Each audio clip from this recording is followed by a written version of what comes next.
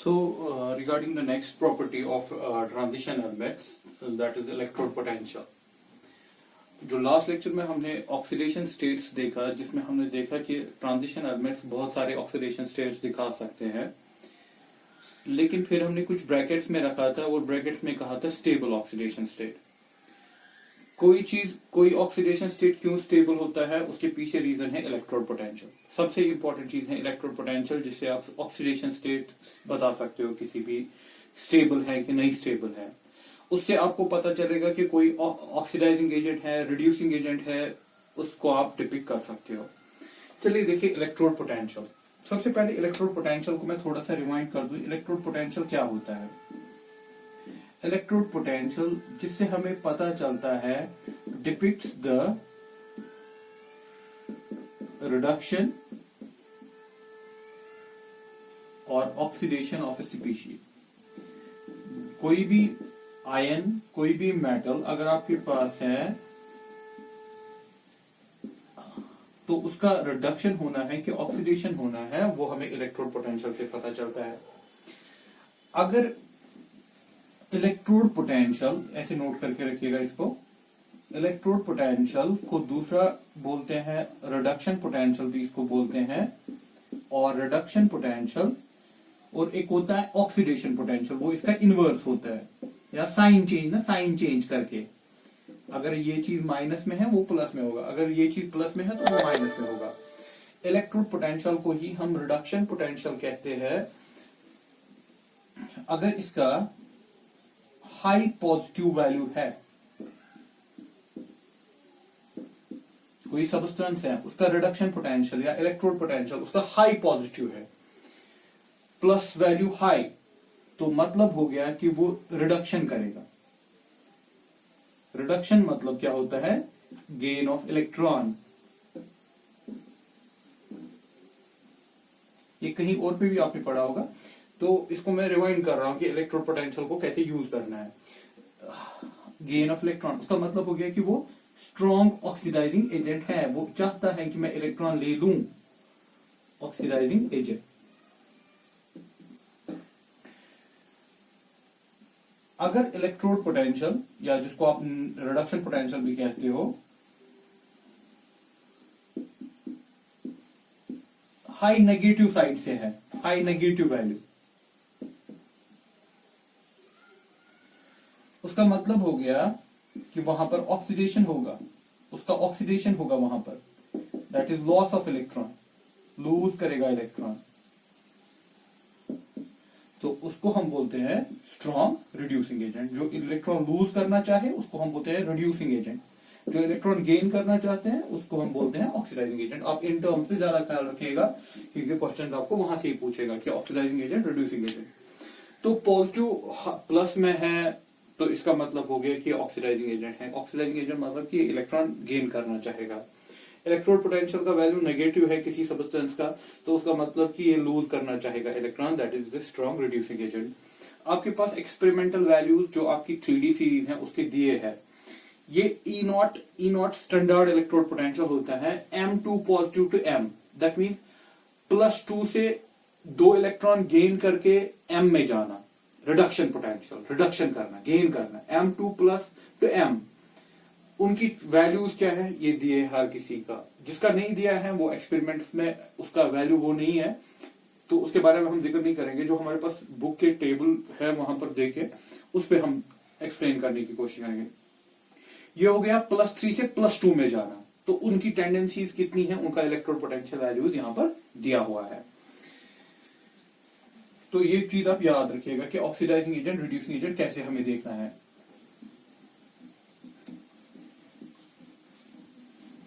जो electrode potential होता है ये 3 चीजों पे एक्चुअली डिपेंड होता है। ये खाली इसी पे नहीं होता है कि आयोनाइजेशन एनर्जी, इलेक्ट्रॉन निकला, उसमें कितनी एनर्जी लगी, नहीं, ये ओवरऑल इसमें और भी चीजें हैं। देखिए electrode potential takes reduction potential, जिसको हम कहते हैं कन्वेंशनली, टेक्स इनटू अकाउंट 3 चीजों पे ये डिपेंड होता है। sublimation,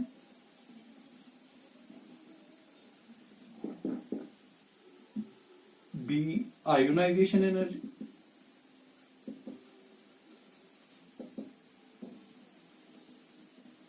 and the C is hydration energy. इन तीन चीजों से बनता है इलेक्ट्रोड पोटेंशियल, जिससे आपको पता चलता है कि कोई कहां पर स्टेबल है। जैसे कि आपने फॉर एग्जांपल मेटल लिया, ये सॉलिड था, ठीक, आपने क्या किया, आपने इसको सब्लिमेशन किया, sublimation that means converts into gas, तो आपका बन गया एम गैस, ठीक। इससे आपने इलेक्ट्रॉन निकाला, तो आपको एनर्जी देनी है, उसको आप कहते हो आयोनाइजेशन, आयोनाइजेशन एनर्जी, वो बन गया एम प्लस, इलेक्ट्रॉन निकाला आपने इसे। इसके बाद ऑब्वियसली ये सॉल्वेंट में है, सॉल्वेंट में इसका क्या हो जाएगा, हाइड्रेशन एनर्जी निकलना, एम एक्वस, ठीक है। 3 स्टेप्स हो गए। तो ये जो 3 स्टेप्स हैं, ये आप एक से दिखा रहे हो, दैट इज डेल्टा एच। ये जो डेल्टा एच है, ये किस पे डिपेंड है, delta H sublimation plus delta H ionisation plus delta H hydration. इन तीनों स्टेप्स का समेशन हमने ये दिखाया डेल्टा एच। ये जो डेल्टा एच है, इससे बनता है क्या, इलेक्ट्रोड पोटेंशियल। इस डेल्टा एच से इलेक्ट्रोड पोटेंशियल बनता है। तो 3 स्टेप्स हैं, सब्लिमेशन दैट मींस आपको एनर्जी देनी है सॉलिड को कन्वर्ट करने में गैस में, और उसके बाद उससे इलेक्ट्रॉन निकालना, तो आपको एनर्जी फिर से देनी है आयोनाइजेशन एनर्जी, लेकिन फिर वहां पे हाइड्रेशन होगा, हाइड्रेशन वहां से निकलेगा।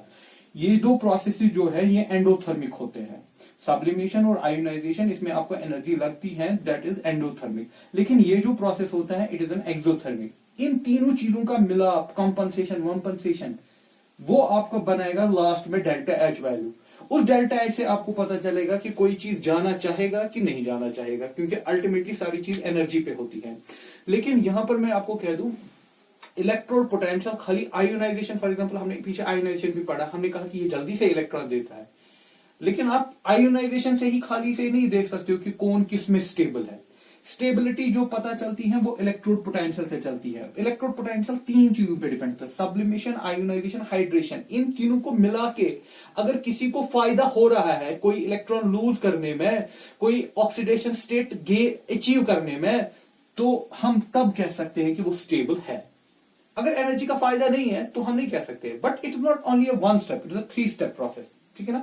तीनों चीजों पे फोकस रखना पड़ता है। तो सबसे बेस्ट टर्म होती है इलेक्ट्रोड पोटेंशियल, जो हमें बताती है कोई कितना +2 में रहना चाहता है, +3 में रहना चाहता है। दैट मीन जो हमने पीछे कहा ना, स्टेबिलिटी ऑफ ऑक्सीडेशन स्टेट्स, वो इस पे ही डिपेंड है कि उसका इलेक्ट्रोड पोटेंशियल का वैल्यू कितना है, उससे आपको पता चलेगा। लेकिन इलेक्ट्रोड पोटेंशियल किस पे डिपेंड होता है, इन 3 स्टेप्स पे डिपेंड होता है। तो नटशेल में फिर इस डेल्टा एच से ही हम इलेक्ट्रोड पोटेंशियल बताते हैं, जो हमारे पास यहाँ पर वैल्यूज निकाल के है in terms of potential. This is in terms of energy, but we convert this in terms of this potential. तो हमारे पास पोटेंशियल ये वैल्यूज देखे हैं। देखिए अब हम इसको यूज कैसे करेंगे इन वैल्यूज को।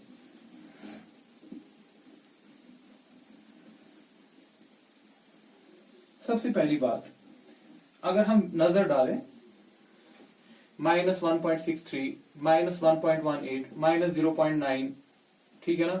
तो नेगेटिव में अगर हम देखें -1.63, ये नेगेटिव में ज्यादा है, नेगेटिव में कम हो रहा है, फिर बढ़ रहा है, फिर कम हो रहा है, फिर कम हो रहा है, फिर कम हो रहा है, फिर प्लस में चला गया, फिर नेगेटिव में आ गया। सबसे पहली बात, इनमें भी ट्रेंड रेगुलर नहीं है। जब ट्रेंड रेगुलर नहीं है, इसके पीछे हम कह सकते हैं वजह, क्योंकि पीछे से आयोनाइजेशन में भी, क्योंकि अल्टीमेटली ये आयोनाइजेशन एनर्जी पे भी डिपेंड होता है। आयोनाइजेशन में हमने देखा था पीछे ट्रेंड नहीं है। जब आयोनाइजेशन में ट्रेंड नहीं है तो इलेक्ट्रोड पोटेंशियल्स में भी ट्रेंड नहीं है। Point number first, electrode potentials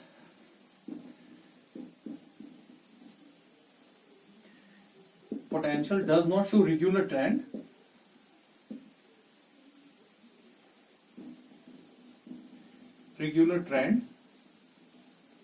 because of irregularity in because of irregularity in ionization energy. Although ये खाली आयोनाइजेशन पे डिपेंड नहीं होता है, ये और भी चीजों पे डिपेंड होता है, लेकिन अब आयोनाइजेशन एनर्जी में ट्रेंड नहीं है तो इनमें भी कुछ खास ट्रेंड है नहीं। ये पॉइंट नंबर 1 नोट करके रखिएगा, ट्रेंड्स कुछ है नहीं इलेक्ट्रोड पोटेंशियल में भी। चलिए दूसरी बात करते हैं, सेकंड पॉइंट। इसमें देखिए सब जगह पहले में +2 में, +2 से ये जाना m में एक ही जगह पे पॉजिटिव वैल्यू है, दैट इज कॉपर। तो हम यहां पर नोट कर रहे हैं copper shows positive electrode potential. ये कौन सा इलेक्ट्रोड पोटेंशियल? Mn, ये ऐसे लिखेंगे आप, Cu2 पॉजिटिव टू Cu, बाकी सब नेगेटिव दिखाते हैं, ठीक है। Copper shows plus positive value of Cu2 positive to Cu। क्यों ऐसा क्यों? Due to it's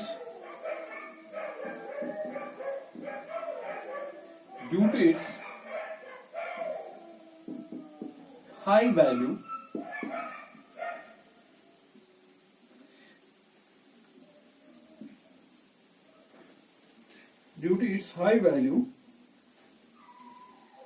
of ionization energy first and ionization energy second,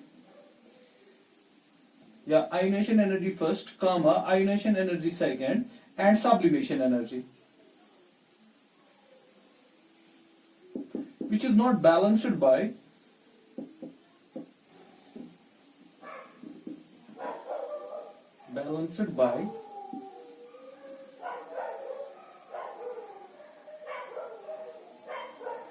which is not balanced by hydration energy।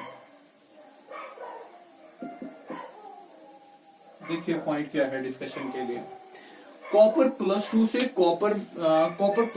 Copper में अगर कहीं पर कॉपर +2 है, ये जाना चाहेगा कॉपर में, क्योंकि इसका प्लस वैल्यू ज्यादा है 0.34। 0.34 का मतलब कॉपर +2 में ऑक्सीडाइजिंग एजेंट है, ये जाना चाहता है कॉपर में। दैट मीन्स इंटरनली हम ये भी कह सकते हैं ना, कॉपर अपने इलेक्ट्रॉन नहीं देना चाहता।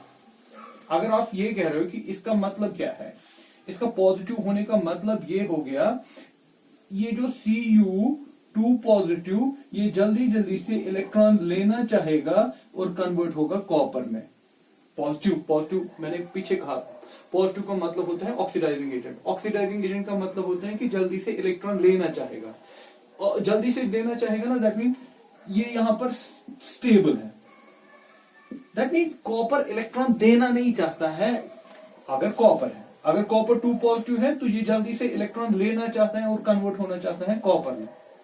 अकॉर्डिंग टू दिस डाटा, इसका मतलब हो गया कि कॉपर अपने इलेक्ट्रॉन देना नहीं। अगर इसको उल्टे लफ्जों में समझे ना, तो इसका ये भी मतलब हो गया ना कि कॉपर अपने इलेक्ट्रॉन देना नहीं चाहता, ठीक, क्योंकि इसका वैल्यू प्लस है। प्लस का मतलब कि कॉपर 2 पॉजिटिव जल्दी से जाएगा और कन्वर्ट हो जाएगा किसमें? कॉपर में।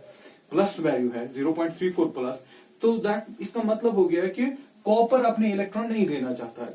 ये प्रॉब्लम क्यों है? बाकी जब सारे नेगेटिव हैं तो यही पॉजिटिव क्यों है? इसका रीजन ये है क्योंकि जो इलेक्ट्रोड पोटेंशियल है वो 3 चीजों से बनता है, सब्लिमेशन और आयोनाइजेशन।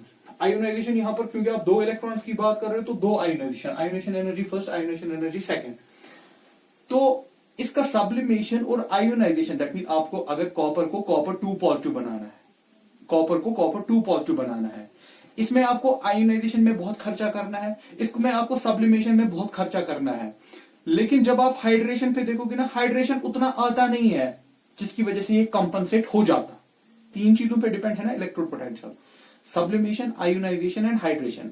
सब्लिमेशन और आयोनाइजेशन होता है एंडोथर्मिक, हाइड्रेशन होता है एक्सोथर्मिक। इसमें इतना खर्चा हो रहा है पहले दोस्त। अगर आप कोई बोलेगा ना कॉपर को मुझे कॉपर 2 पॉजिटिव में कन्वर्ट करना है, दैट मीन आपको खर्चा करना है किसमें? सब्लिमेशन में आपको खर्चा करना है, आपको आयोनाइजेशन में खर्चा करना है, फिर आप कंपनसेट कौन करता है उनको? हाइड्रेशन। लेकिन इसमें हाइड्रेशन उतना होता नहीं है, so it is not balanced bye hydration energy. तो ओवरऑल में ये जाना ही नहीं चाहेगा, कॉपर 2 पॉजिटिव में नहीं जाना चाहेगा, ठीक है। कॉपर 2 पॉजिटिव जाना चाहेगा कॉपर में, but copper does not want to go into copper 2 positive according to this scale. ठीक है ना। अगर फिर कोई खतरनाक चीज आएगी वो तो ले जाएगा इसको, वो तो नहीं मानेगा ना। अगर इस कोई ऐसी चीज आ गई जिसका पोटेंशियल इससे भी ज्यादा है ना, अगर फ्लोरीन देखे, क्लोरीन देखे, वो तो इसको ले जाएंगे वैसे भी।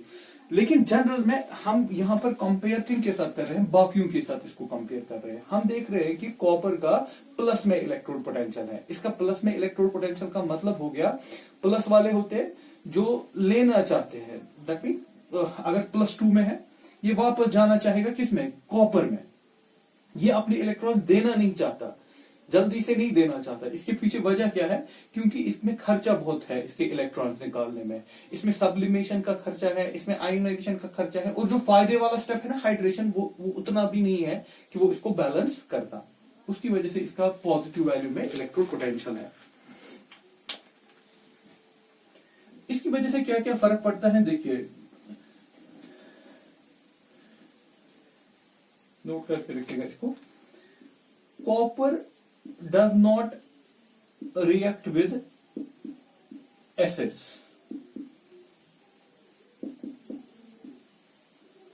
कॉपर जनरली एसिड्स के साथ रिएक्ट नहीं करता। इसका पोटेंशियल कितना है, इसका पोटेंशियल है 0.34। हाइड्रोजन का जो पोटेंशियल होता है, इसका पोटेंशियल होता है 0, H पॉजिटिव टू H2, इसका पोटेंशियल होता है 0। अब ये ज्यादा है ना 0.34, दैट मीन ये नहीं देगा, 0 वाले को कहां देगा ये इलेक्ट्रॉन, ये H पॉजिटिव को इलेक्ट्रॉन नहीं देगा, तो ये रिएक्ट के एसिड्स के साथ रिएक्ट नहीं करता है। लेकिन इसकी एक्सेप्शन है, exception nitric acid plus nitric acid and hot concentrated sulphuric acid. यहां पर नाइट्रिक एसिड में HNO3 होता है, सल्फ्यूरिक एसिड में H2SO4 होता है। यहां पर जो रिएक्शन होती है ना, वो NO3 की वजह से होती है, SO4 की वजह से होती है, जो कॉपर से इलेक्ट्रॉन ले सकता है, लेकिन H पॉजिटिव की वजह से नहीं। तो जनरल में देखा गया है कॉपर एसिड्स के साथ रिएक्ट नहीं करता। क्यों? क्योंकि इसका पोटेंशियल उनसे ज्यादा है, इसका पोटेंशियल 0.34 है। दैट मीन ये देने वाली चीज नहीं है। जिनका प्लस होता है वो देते नहीं है, वो जनरल में लेते हैं। हाँ, तब तक नहीं देते जब से, अगर उनसे भी खतरनाक कोई खतरनाक पोटेंशियल वाला होगा तो वो तो लेगा।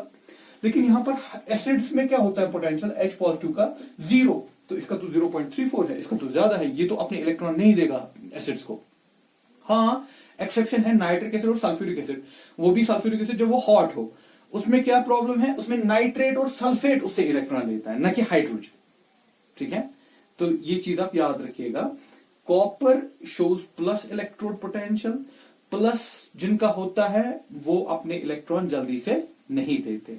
ठीक, हाँ, वो तब देंगे जब उनसे भी कोई खतरनाक चीज, खतरनाक प्लस वाला होगा, तब वो अपना इलेक्ट्रॉन। अब यहां पर वो डिस्कशन नहीं है किसको देगा किसको नहीं देगा। यहां पर इसका प्लस क्यों है, जब बाकी सब मेटल्स का माइनस है, इसका प्लस क्यों है? इसका प्लस इसलिए है क्योंकि इसमें आयोनाइजेशन में खर्चा ज्यादा है, सब्लिमेशन में खर्चा ज्यादा है, जो बैलेंस नहीं होता हाइड्रेशन। तो इसका मतलब हो गया कि बाकियों में हाइड्रेशन बहुत ज्यादा होता है as compare to the copper.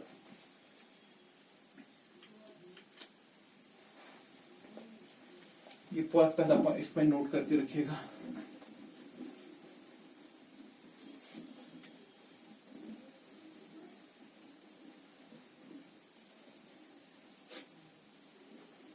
ठीक, third point, Mn2 positive to M manganese is more negative। देखिए ये हो रहा था -1.63, -1.18, दैट मीन नेगेटिव में कम हो रहा है, नेगेटिव में कम हो रहा है, नेगेटिव में एकदम बढ़ गया, मोर नेगेटिव। इसका क्या मतलब है, इसका मोर नेगेटिव होने का? इसका मतलब हो गया कि मैग्नीज, जो आपका मैग्नीज है Mn2 पॉजिटिव है,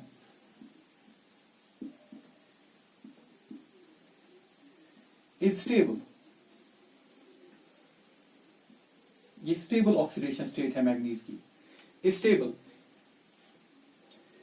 क्योंकि मोर नेगेटिव हमने कहा था, मोर नेगेटिव का मतलब होता है कि इट्स अ इलेक्ट्रॉन देना, है ना। मोर नेगेटिव का मतलब होता है इलेक्ट्रॉन देना। यहां पर अगर आप देख रहे हो मैग्नीज 2 पॉजिटिव टू Mn, मतलब हो गया ये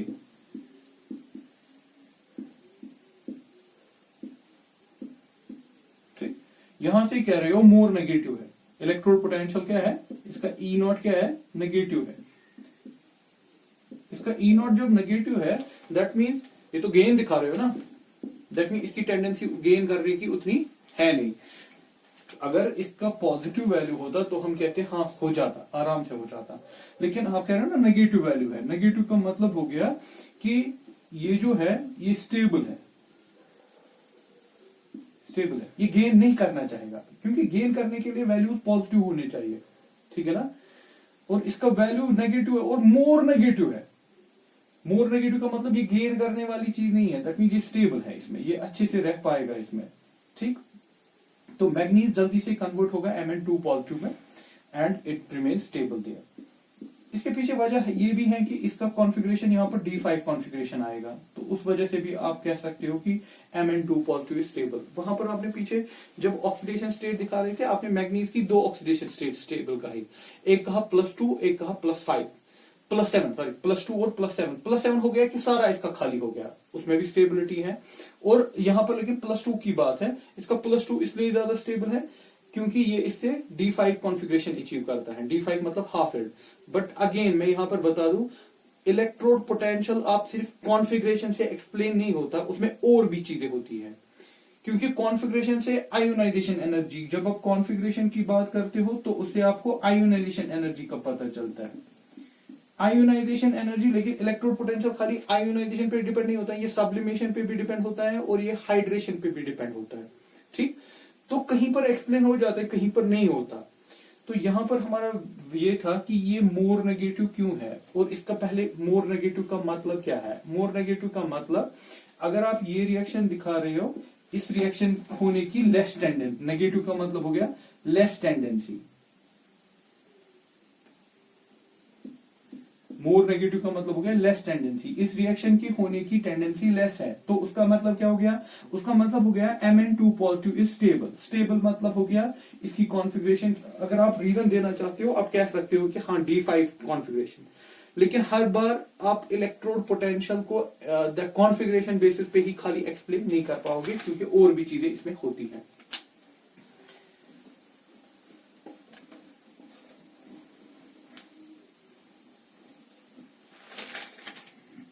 जिंक का देखिए, ये यहां पर चले हमने कहा एक्सेप्शनली इसका माइनस में ज्यादा है, यहां था -0.90 कम हो रहा था माइनस में, ये एक्सेप्शनली यहां पर बढ़ गया माइनस में, फिर से कम हो गया -0, फिर से और कम, ऑल्दो यहां पर उतना कम नहीं है, निकल पे उतना कम नहीं है जितना होना है। देखिए -1.63 -1.8 अच्छे से गिर रहा था, 0.90 यहां पर अचानक बढ़ गया D5 की वजह से, और यहां पर फिर -0.44 -0.28 यहां पर कम हो गया निकल पे, लेकिन उतना कम नहीं हुआ। तो फर्क देखिए 0.28 से 0.25, फिर जाके प्लस में चला गया +0.34, और फिर जाके फिर से माइनस में आ गया। जिंक, यहां पर हम ये पॉइंट नोट करके रखेंगे अलग से, E0 zinc 2 positive to zinc is more negative. अगर ये आप पॉजिटिव में जा रहा था, है ना, अब ये भी पॉजिटिव में चला जाता, लेकिन नहीं, पॉजिटिव में नहीं चला गया, ये नेगेटिव में ही रहा। दैट मीन इसका मतलब क्या हो गया, जिंक 2 पॉजिटिव टू, इसका मतलब ये होता है जिंक, ठीक, लेस टेंडेंसी, दैट मीन इस रिएक्शन की लेस टेंडेंसी है। लेस टेंडेंसी का मतलब हो गया कि ये स्टेबल है, ये होना नहीं चाहता, लेस टेंडेंसी, इस रिएक्शन की टेंडेंसी होने की नहीं है, दैट मीन ये स्टेबल है। ये स्टेबल होने का मतलब हो गया कि ये क्यों स्टेबल है, हाँ आप यहां पर कह सकते हो इसकी जिंक की D10 कॉन्फ़िगरेशन है, D10 is completely filled, that is stable. But again हमेशा आप ये चीज एक्सप्लेन नहीं कर पाओगे कॉन्फ़िगरेशन से, क्योंकि कॉन्फ़िगरेशन सिर्फ टच करता है आयोनाइजेशन को, लेकिन इलेक्ट्रोड पोटेंशियल में और भी चीजें होती है। तो हो गया जिंक के लिए। जिंक क्यों नहीं गया पॉजिटिव में अगेन, ये क्यों आ गया वापस नेगेटिव में, इसका मतलब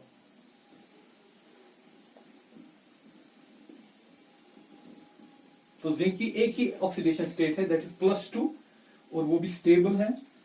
इसलिए एक और पॉइंट नोट करके रखिएगा, for E0 nickel 2 positive to nickel the decrease is less than expected, जो मैं अभी कह रहा था, the decrease is less than expected, या आप कह सकते हो यहां पर 0.285 से 0.25 होना, चलो डिक्रीज नहीं कहेंगे इंक्रीज कहेंगे क्योंकि नेगेटिव में कम होना हो गया बढ़ना। The increase is less than expected, जितना होना चाहिए था 0.28 से खाली 0.25 हो गया, जबकि बाकी में बहुत बहुत ज्यादा चेंज हो रहा था, बिकॉज ऑफ हायर हाइड्रेशन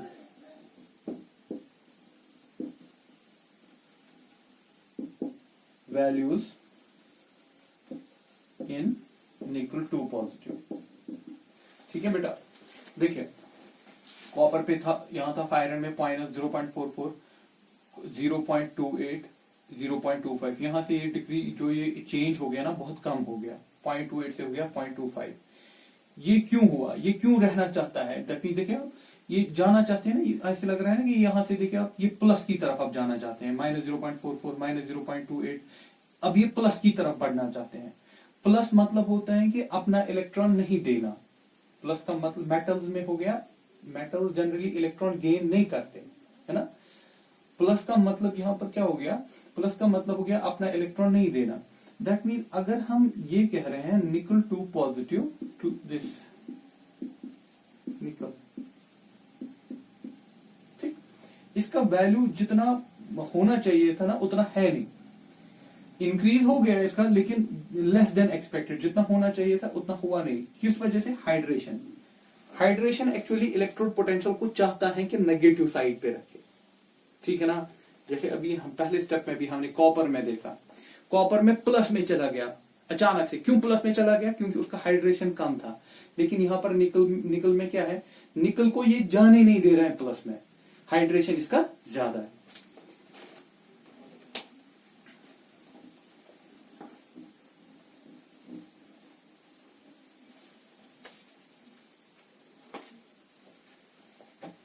इस पॉइंट की बात करें, scandium Sc3 positive to this scandium 2 positive. अब इसकी बात है,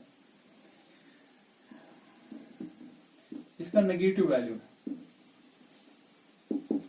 नेगेटिव वैल्यू, इसका नेगेटिव वैल्यू क्या कर रहा है, रिफ्लेक्ट। दैट मीन अगर आपके पास, इसका मतलब हो गया Sc3 पॉजिटिव प्लस इलेक्ट्रॉन देंगे आप, ये कन्वर्ट हो जाएगा Sc2 पॉजिटिव, इसका मतलब होता है ये, इसका नेगेटिव वैल्यू, नेगेटिव वैल्यू है, नेगेटिव वैल्यू का मतलब हो गया लेस टेंडेंसी, ये गेन नहीं करना चाहता। लेस टेंडेंसी का मतलब हो गया स्टेबल, ये ज्यादा स्टेबल है। +3 में ज्यादा स्टेबल क्यों है, D0 कॉन्फ़िगरेशन, इसके D में कोई नहीं है, न कि इसके S में कोई है, ठीक है, न D में है कोई, न S में है कोई। तीन इसका कॉन्फ़िगरेशन होता है 3D14S2, तीनों के तीनों इलेक्ट्रॉन निकल गए। दैट मीन स्कैंडियम में ये ऑक्सीडेशन स्टेट ज्यादा स्टेबल है, माइनस वैल्यू का मतलब इसका स्कैंडियम में। आप देखिए मैग्नीज में क्या चला गया, प्लस में, और भी प्लस में हाई। इसी मैग्नीज में जब +2 पे थे आप, इसका माइनस में हाई था। अब इसी मैग्नीज का +3 में high, E0M manganese 3 positive, Mn2 positive, high value, plus high value, plus high value, plus positive high value. Positive high value का मतलब होता है अगर आपके पास, मैं ये दिखा रहा हूं आपको, मैग्नीज 3 पॉजिटिव कन्वर्ट हो रहा है manganese 2 positive, high value. High value का मतलब क्या हो गया, हाई एफिनिटी, हाई टेंडेंसी, ये इस रिएक्शन की होने की टेंडेंसी हाई है, क्योंकि इसमें स्टेबल ये है, ये स्टेबल है। जब ये स्टेबल है, क्यों, D5 कॉन्फ़िगरेशन की वजह से, तो ये क्या है, manganese 3 positive is oxidising agent. Oxidising agent क्या होता है, जो गेन करना चाहता है इलेक्ट्रॉन, स्ट्रॉन्ग ऑक्सीडाइजिंग एजेंट। तो इस बेसिस पे आप कह सकते हो कि कौन ऑक्सीडाइजिंग एजेंट है, कौन रिड्यूसिंग एजेंट है, इनके वैल्यूज पे। ठीक,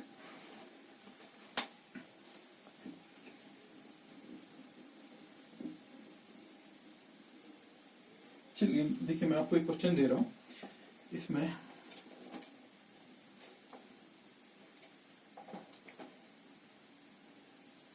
इन टेक्स्ट क्वेश्चन है, which is a stronger oxidising agent.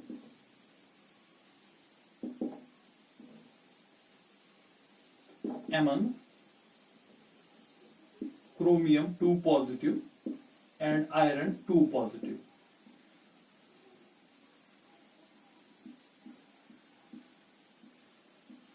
Explain why.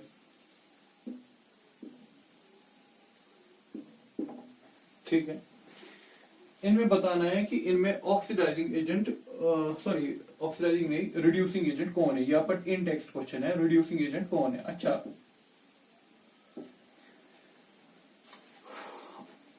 और क्यों?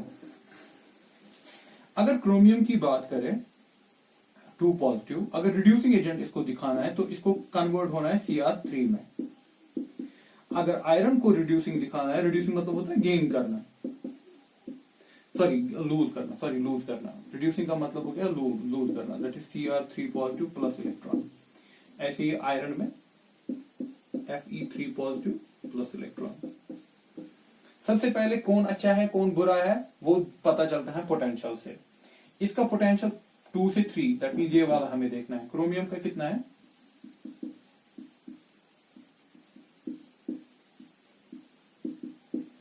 -0.41। इसका कितना है,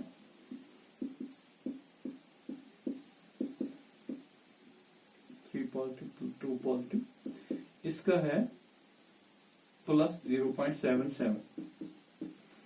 तो रिड्यूसिंग एजेंट, जब अच्छा रिड्यूसिंग एजेंट देखना होता है तो आपको देखना है माइनस में किसका वैल्यू है, जो मैंने स्टार्टिंग पे दिखाया कि रिड्यूसिंग एजेंट कैसे देखा जाता है, ऑक्सीडाइजिंग एजेंट कैसे देखा जाता है। तो इसका माइनस में ज्यादा है स्ट्रॉन्ग रिड्यूसिंग एजेंट।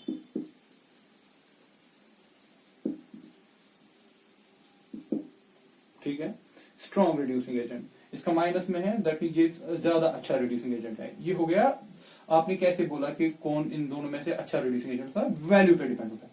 माइनस में जिसका ज्यादा है उसका मतलब वो इतना अच्छा रिड्यूसिंग एजेंट, प्लस में जितना ज्यादा होता है उसका मतलब वो उतना ऑक्सीडाइजिंग एजेंट होता है। ये दिखाया मैंने आपको, कंपेयर कैसे किया, माइनस की वजह से। स्टार्टिंग पे लेक्चर पे मैंने दिखाया आपको रिड्यूसिंग एजेंट कैसे देखना है, ऑक्सीडाइजिंग एजेंट कैसे देखना है। अब देखिए रीजन सबसे इंपॉर्टेंट चीज है इसमें। अगर ये दैट मीन ये जाना चाहता है, यहां पर Cr से Cr3 पॉजिटिव में जाना चाहता है, ये इलेक्ट्रॉन देना चाहता है, वही होता है स्ट्रॉन्ग रिड्यूसिंग एजेंट। इसकी Cr3 की कॉन्फ़िगरेशन, Cr2 पॉजिटिव की, ये ना 3 पॉजिटिव की कॉन्फ़िगरेशन है 3d3। टोटल होते हैं क्रोमियम में 6, D में 5, S में 1। अगर आपने 3 निकाले, दैट मीन S से 1 निकाला, D से 2 निकाले, तो आपके बचे 3d3। ठीक है ना, क्रोमियम की 3 पॉजिटिव में कॉन्फ़िगरेशन बचेगी 3d3, और इसकी बचेगी आयरन की 3 पॉजिटिव में बचेगी 3d5। अब देखिए गड़बड़, 3d5 क्योंकि आयरन का है D में 6 और S में 2। जब आप 3 निकालोगे तो हो गया D में 5, S से 2 निकले और D से 1 निकला। अब ये कह रहे हैं कि नहीं ये ज्यादा रिड्यूसिंग एजेंट, ये डाटा कह रहे हैं कि ये ज्यादा रिड्यूसिंग एजेंट है। ठीक, अब आपको एक्सप्लेन भी करना है क्यों। देखिए मोस्टली ये जो ट्रांजिशन एलिमेंट्स होते हैं ना, ये कोऑर्डिनेशन कंपाउंड्स बनाते हैं। कोऑर्डिनेशन कंपाउंड में जब क्रोमियम +3 में होगा, दैट मीन ये चाहता है कि मैं +3 में, और ये पानी में जब रिएक्शन होगी, तो वहां पर वाटर है ना, दैट मीन वहां पर वाटर एक्ट ऐसा करेगा लिगैंड भी। तो यहां पर कोऑर्डिनेशन कॉम्प्लेक्सेस तो आराम से बनेंगे। और आप ये भी जानते हो कि कोऑर्डिनेशन कॉम्प्लेक्स में मेटल का जो डी ऑर्बिटल होता है ना, वो स्प्लिट हो जाता है। उसमें ऑक्टाहेड्रल के वक्त ऐसे हो जाता है T2G और क्रोमियम जनरली ऑक्टाहेड्रल टाइप ही बनाता है, क्रोमियम की ज्यादा टेंडेंसी है ऑक्टाहेड्रल बनाने की। तो इसका डी ऑर्बिटल स्प्लिट होता है, ये मैंने आपको पूरा समझाया है कोऑर्डिनेशन में। अब अगर इसके पास डी में 3 है तो मतलब ये, तो इसका T2G हाफ फिल्ड है ना, half filled is extra stable.